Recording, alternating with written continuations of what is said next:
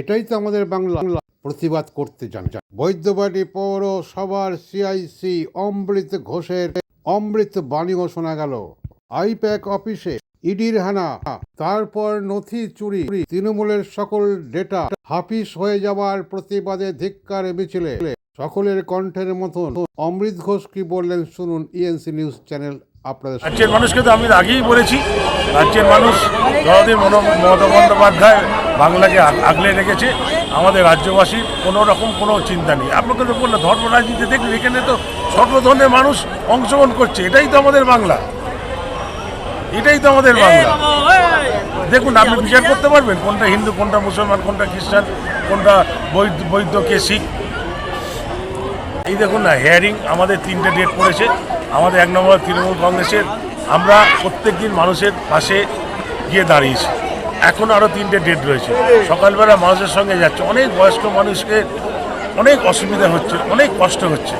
আমাদের সেনাপতি তো বারবার বলছে যে নির্দেশ দিয়েছেন যে কোনো বৈধ ভোটারের নাম না বাদ যায়।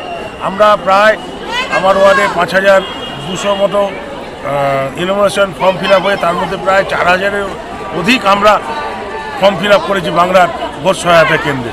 এবার যে সমস্ত মানুষ যে হিয়ারিং হয়েছে, তাদের বাড়ি বাড়ি গিয়ে পৌঁছে বলছি এই নথিগুলো আপনারা রাখুন, এইগুলো রাখুন। এক এক রকম হচ্ছে। পজিশনের দলিল মানছেন না, অনেক রকমভাবে বলছে পাট্টা দলিল শরণার্থীরা আছে, যার পূর্বপুরুষে পয়সায় দলিল, সেই দলিল মানছে না।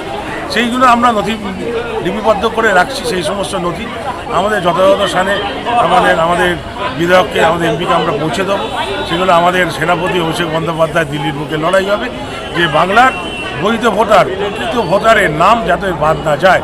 সারা বছর তৃণমূল কংগ্রেস রয়েছে মানুষের সঙ্গে, এটাই তার প্রমাণ। দেখুন, সারা বছর আমরা রয়েছি বলে এত স্বতঃস্ফূর্ত মানুষ আমাদের এই প্রতিযোগিতায় অংশগ্রহণ করেছে। এটা দলমত নির্বিশেষে এত যে মানুষ এসে, সবাই তো তৃণমূল কংগ্রেসে ভোট দেয় না।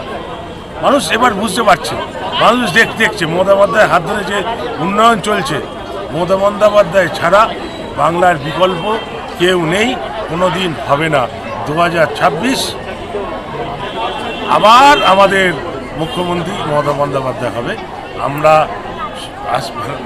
ঈশ্বরের কাছে প্রার্থনা করি উনি ভালো থাকুক, সুস্থ থাকুক এবং 2026 সবার খুব ভালো কাটুক। জয় বাংলা।